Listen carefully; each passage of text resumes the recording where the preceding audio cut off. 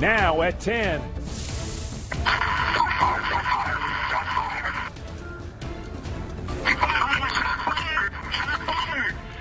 Chaos at the San Antonio airport. A police officer shoots and kills a gunman. The officer who stopped this saved a lot of lives. Tonight, team coverage, I'm tackling what led up to the shooting, what we know about the suspect who police say had lots of ammo. We're taking you inside the terminal. We're right now sitting behind some restaurant here. And just off the tarmac. Yeah, so we ran hidden here for a second. A step-by-step account of today's events, and you are our guide. Eyewitness News at 10 starts right now.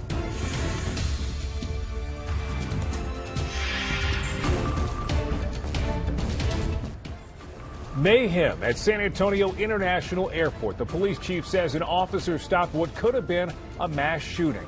Thanks for joining us. I'm Aaron Wright. And I'm Sharon Coe. Terrifying moments unfolding this afternoon. Chief William McManus even saying this was the start of an active shooter situation. We're taking a look at the aftermath of the shooting as a swarm of police cruisers crowded the airport terminal.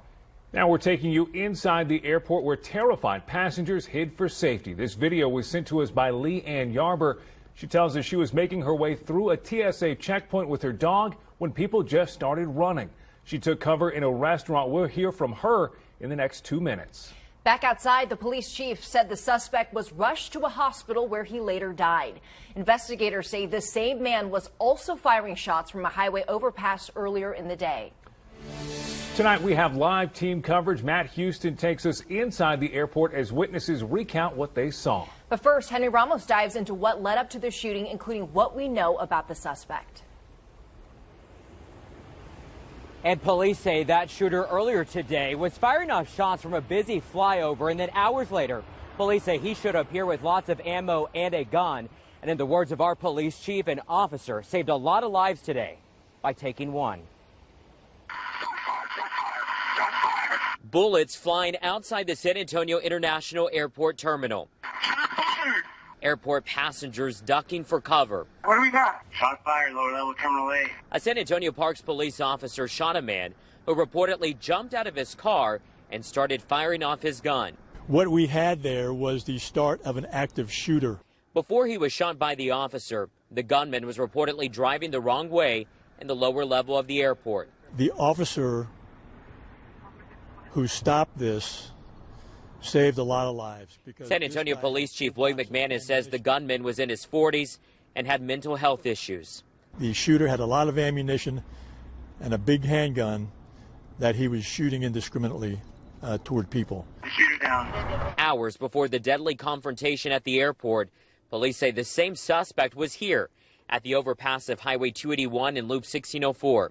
Investigators say he was firing off several shots in the area. No one was injured there. No officers injured. Back at the airport, the FBI, ATF, and SAPD investigators spent much of the afternoon combing the scene for evidence. We were very lucky today not to have a lot of people injured or killed. Henry, this gunman was no stranger to police. No stranger at all, Aaron. Chief McManus said they had history with the suspect, but did not elaborate. As I mentioned, the feds, they're involved. In fact, tonight, the FBI is saying they do not believe what happened here today has any terrorism ties. All right, so let's imagine those frightened passengers. I want to bring in my colleague, Matt Houston, with the terrifying moments for them. Matt? Yeah, Henry, perhaps scariest in all of this, Henry, some of the passengers we talked to say they didn't know what was going on until at least an hour after the shooting stopped. They say they were running because the people around them were. Only some people at San Antonio International heard this noise. Is this coming this way? But as soon as it happened, just about everyone heard something like this. They were saying, "Shooter, shooter." Leanne Yarber flew in from San Diego. I ran with my luggage. My husband ran, and then we ducked into outside of a pizza place. She says a worker pulled them into the kitchen, where she posted this on Instagram. We're right now sitting behind some restaurant here. Just moments before Curtis Rogers finished his sprint through the terminal. Yeah, so we ran hidden here for a second, and then somebody yelled at us to go out, so we ran all the way out to Terminal A, and we stood on the runway for a while. Some flyers stayed there. Others remained crouched behind chairs and counters in the airport, but almost no one understood exactly why. All we knew at that point was that there was a shooter and run. We just ran where everybody else was running to. You know, wasn't really thinking anything other than that. I mean, we didn't know if there were dead people down there or what was happening. We can't go downstairs right now because it's a crime scene. It took more than an hour for Yarber to find out what happened. I was thinking that this is crazy that this is happening to me again. I didn't even associate that the day was April 15th. 8 years ago today, Yarber was a few hundred feet from the explosion at the Boston Marathon. You can see down below blood and the police evidence and the wire marker, and the evidence markers. Rogers is headed home to Lexington tonight to meet up with family after a business trip that was all too long. All said and done, it could have been a lot worse. The only thing running through my mind was getting back to my family. And the thought of that not happening. But even during that chaos, eyes peeled in case somebody comes wheeling around that corner. Yarber says she learned something about San Antonio, about its people. Care for other people still exists. Like we were all, we were all trying to help each other, and people were reaching their hands out to pull us back into the kitchen, and we were all praying for each other, and just everybody still, there's still a lot of care for humanity out there.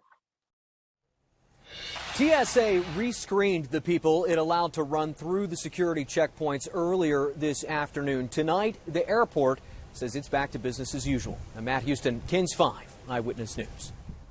At tonight's coronavirus briefing, Mayor Ron Nirenberg thanked the officer who took down the shooter. I first want to say thank you, a deep thanks to the officer who was able to save lives in the process and avert a disaster for our community. I know there are questions about that, and I will save any other comments until that time. Just yesterday, Mayor Ron Nirenberg plus 150 other mayors across the country signed a letter pushing for senators to pass 2 bills that would strengthen gun background checks. The investigation into the airport attack is ongoing, and our team is keeping a close eye on the situation. Be sure to download our KENS 5 app. We'll keep you up to date with the latest.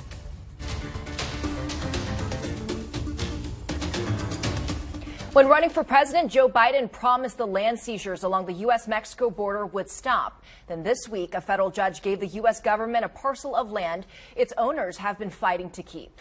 The family tells our KENS 5 border reporter Anastasia Bolton this is not the first time their land's been taken. For many years, parents, grandparents, great-grandparents, we've been losing land. Reynaldo Anzaldúa says he's tired of fighting for what belongs to his family. The Anzaldúas, the Cavazos. And we've lost either to unscrupulous people or the government. Just in the last 60 years or 70 years, my family has lost over 200 acres of land to eminent domain. It's too much. This week, a federal judge in McAllen took away more, giving 6.5 acres of Cavazos land immediately to the federal government under eminent domain. According to the court order, to construct, install, operate, and maintain structures designed to help secure the United States-Mexico border. It's un-American, and that shouldn't happen in the United States. And why is it? Probably because we're a minority. They can just run over us. And they've done it. The Texas Civil Rights Project has been representing the family in their fight against the land seizure. It's on President Biden for not withdrawing this lawsuit. He said we're not going to confiscate any lands in my administration. And this is exactly what has happened. Even if this land isn't used for a border wall explicitly, the government could still seize it and put up a large surveillance tower that could be monitoring everybody in the area right next to the family's property. So of some form, we are still fighting a border wall. The government offered the family more than $300,000. The family members say not only is that not enough to divide between the many cousins, their fight and objection to the takeover is not about money. Our grandmother told us never to sell this land because we could always live off the land. Yes. And we have deep roots here in the Rio Grande Valley. We've been here since before there was a United States. So our roots here are very deep, and we have a love for the land. We don't want to lose the land. In Hidalgo County with Jose Sanchez, I'm Anastasia Bolton. The White House didn't provide a comment when we asked today. The Department of Justice said it asked for continuances in pending cases, including this one. because the president directed a review of resources directed for the border wall. But DOJ said the judge issued her ruling this week before holding a previously scheduled hearing in this case. Tonight, we're tracking the latest vaccine efforts in San Antonio. Take a look at that number. Across Bexar County, more than 710,000 people have received at least one dose of the vaccine. The mayor says that is 47% of the total eligible population. And big news from Pfizer today. CEO Albert Bourla says a third COVID vaccine dose will likely be needed within 12 months of getting fully vaccinated. He made those comments to CNBC. The CEO also says it is possible people will need to get vaccinated against the virus annually, similar to a yearly flu shot. Bill? Sharon, we've got a front coming in tomorrow, changing the weather for Saturday and Sunday. The updated weekend forecast is next. But first, the handsome guy to my left. Hey, Bill, you like family reunions, right? Everybody does. And Spurs fans, we have a family reunion for you cannot miss. The housing market is not just hot, but scorching as homes sell like hotcakes. What tricks buyers need to know to score their dream home. Dream home. That'd look good.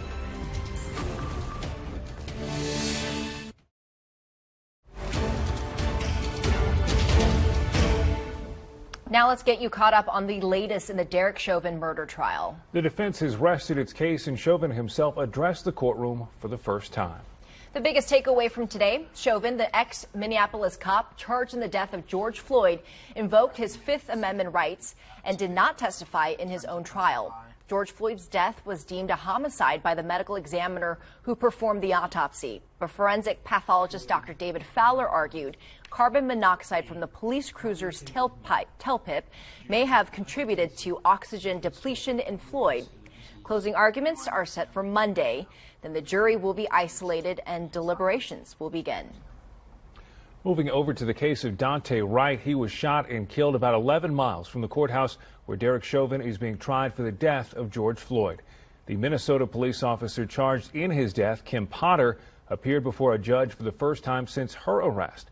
Important to note here, being charged with second-degree manslaughter in Minnesota means a multitude of things. In this case, it's defined by a person's negligence, an action that creates an unreasonable risk of death or great harm. If convicted, Potter could face up to 10 years in prison.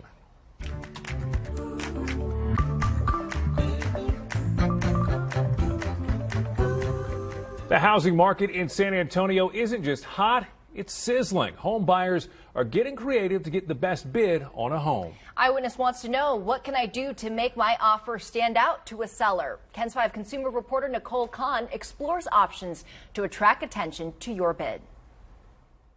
It's a heated housing market with homes selling like hotcakes. The San Antonio Board of Realtors member Sarah Briseño Garish, who sold homes for 20 years. The buyer just has to be prepared for the journey that it's going to take. Low mortgage rates are part of the reason, says loan officer Eric Delgado of Academy Mortgage. Right now we're sitting around 3%, which is absolutely amazing. Considering about 40 years ago, our parents and our grandparents were going after 10 to 18% interest rates. Low interest rates will save you some money, but still be prepared to pay if you plan to purchase. What we're seeing is clients offering above listing price, above asking price. You know, they're going $20,000, $30,000 higher just so they can have a stronger offer on the table. That means you'll need a powerful plan to get a home. Get your financing ready first. Then figure out a strategy to make your bid stand out that includes more than just money. A strong offer is more than sales price. Consider a cash offer, paying closing costs, being flexible on move-in dates, and writing a letter to the seller. But also know your limits, says Bankrate.com mortgage expert Jeff Ostrowski. Have a strategy. Like if you think you're going to get into a bidding war, try to set some ground rules for yourself in terms of how much you're willing to go over asking price. There's price, and then there's patience. It will also need to be a big part of your strategy. Things moving really quickly, and that's why it's so important where buyers need to work with their realtor in order to figure out a strategy on how to differentiate themselves from the other offers in order to win out. Add in some perseverance to that plan. You might not get the first home you make an offer on, or even the first several homes. Nicole Kahn, KENS 5 Eyewitness News. If you have a question for Eyewitness Wants to Know, email us at EWTK@KENS5.com or call us at 210-377-8647. Slip sliding away in San Antonio. Watch the roads tonight, guys, and even tomorrow morning. I think we're going to see some overnight showers. It is awfully slippery when you don't get a whole lot of heavy rain. You know what I mean? Mm-hmm. Just get the oil wet. My driver's ed teacher taught me that's the most dangerous time. It really is. See? Thank you. That was just last week, or what do you mean? Yes. Oh, okay. I'm passing. We're doing online Zoom classes like everyone else. Right. Get your hours in. Cut no corners.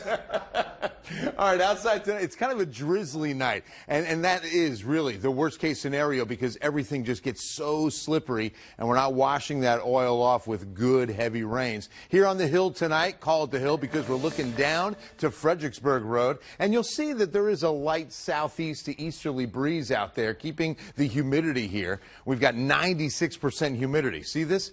The air temperature and the dew point, only one away from each other. When they match, we have 100% humidity. The atmosphere is saturated. Well, we're as close as you get. 96% humidity. The air can only hold a smidge more water before it just completely condenses and you get a lot more fog and you get a lot of light drizzle. Now let's check visibility. We've got it down to 3 miles in San Antonio. You go up I-35, it holds the same. Up to 7 miles at Gonzales. Move west and it's fine. I mean, you've got cloudy skies, yes, but visibility, there's no low cloudiness. 2.5 mile visibility at Kerrville, about 3 at Randolph, 4 at Pleasanton and Stinson Airfield, 2 at Castroville. So overnight, again, just a little bit of a drizzle, but it's going to be enough to keep the roads slippery for the Friday morning commute. Please allow extra time and be safe and keep those driving distances. 10 to up to 30% chance that we see these overnight showers before sunrise. In fact, maybe a 40% chance as the sun comes up on Friday morning. We're not expecting any storms. We should just see some showers, maybe a brief heavy downpour. Last hour or two, just a few sprinkles in the area, nothing too measurable. Wider view will give you some more heavier shower activity near New Braunfels down to Gonzales, but go up I-35. We still have some storms on the radar. Crossing over I-45 and then just south of Dallas, pretty good batch of storms as well. But here, we're just getting this light rain, and I'll tell you, South Texas needs the rain a lot more than North Texas. Look at this. This is today's updated drought report. West Texas and New Mexico in extreme and exceptional drought. Now San Antonio in extreme drought. It's just a corner of northwest Bexar County, almost all of Medina and Bandera counties, and then down I-35 it goes to exceptional drought. Now we do have another front coming. So this one moves south and we get a little cooler today, and now this second front comes in late tomorrow night. So there should be a few showers in the morning hours. Here's the 7 a.m. radar, and again, a few scattered showers, same throughout most of the morning, then a little break in the clouds. Maybe some sunshine tomorrow afternoon, mid-80s, then the front comes in and a few showers line up 11:30 tomorrow night. No storms expected, but just one line of showers, a few residual downpours even, up to Saturday afternoon south of the city. So that's going to be a pretty decent little rain coverage for Friday, Saturday before we dry out completely.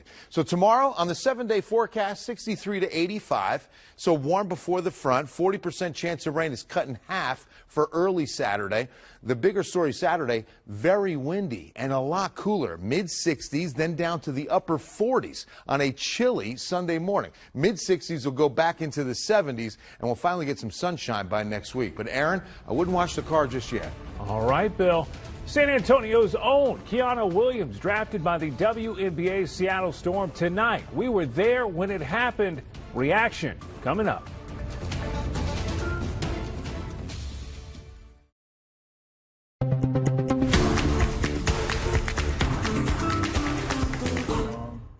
You got to figure it out, and usually Pop don't have as many young guys, so we just gotta push through it, man. It's gonna be tough, but we'll rest summertime. Yeah, DeMar DeRozan is a man that knows how to handle a tough situation. Spurs have played a lot of games, tough schedule, and they're back in action tomorrow night against the Portland Trailblazers, a game you can see, by the way, right here on KENS 5. Well, a couple of longtime Spurs favorites will be reunited next month. David Robinson will be Tim Duncan's presenter for the Hall of Fame ceremony. That's going to be nice. Now, Duncan was elected to the Naismith Hall of Fame in April of last year, but the pandemic postponed the ceremonies until this year. Of course, Robinson is already a Hall of Famer. He was enshrined back in 2009. But the twin towers of Robinson and Duncan, well, they were a force, winning a couple of championships, 1999 and 2003. But, of course, Tim Duncan's not the only one going in. Kobe Bryant goes in as well. Michael Jordan will be his presenter. It should be one we will all remember, so circle the calendar for May 15th. Former Spur LaMarcus Aldridge called it a career today, citing an irregular heartbeat. In fact, he sent out a letter this morning on Twitter, and he starts out by saying, "I wrote this letter with a heavy heart. For the past 15 years, he has put basketball first. Now it is time to put himself and his family first," he says. He thanked the city of Portland. Of course, that's where he spent the first 9 years of his career. Then he turned to San Antonio, where he thanked the Spurs for letting him into the family and for giving him 5 fun years. Good luck in retirement. 18th pick is in, and with the 18th selection of the 2021 WNBA draft, the defending champion Seattle Storm have selected Kiana Williams, guard from Stanford. Wagner High School's own Kiana Williams, drafted 18th overall tonight by the Seattle Storm in the WNBA draft. Now, Williams is fresh off a national championship with the Stanford Cardinal. Well, Vinny Vincetta was with Kiana as she was drafted. He has more.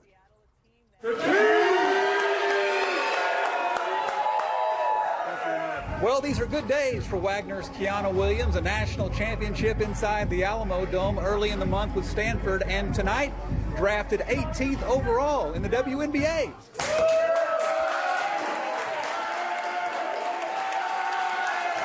I was sitting up there, getting nervous. I'm like, did they forget about me? But it's God's timing, I wasn't really worried about where I went in the draft. I just wanted to go to the right fit. There were a few teams that, I felt like would have been a great situation for me, and Seattle was one of them. I was just so excited to finally hear my name called. But yeah, like I said, Seattle was one of the pro teams that I thought would be a great fit for me. I wasn't worried about, what number. I kept dropping. I wasn't worried about what number. I just wanted to go to the right situation.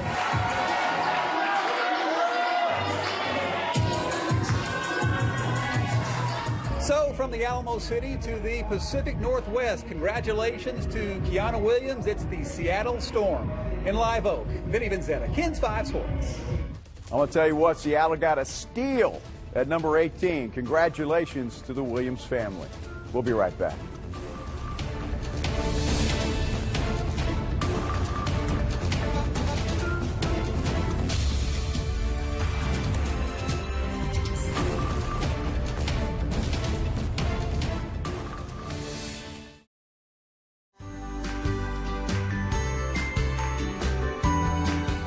Methodist Healthcare is looking for outstanding students to recognize as the 2021 Champions for Change.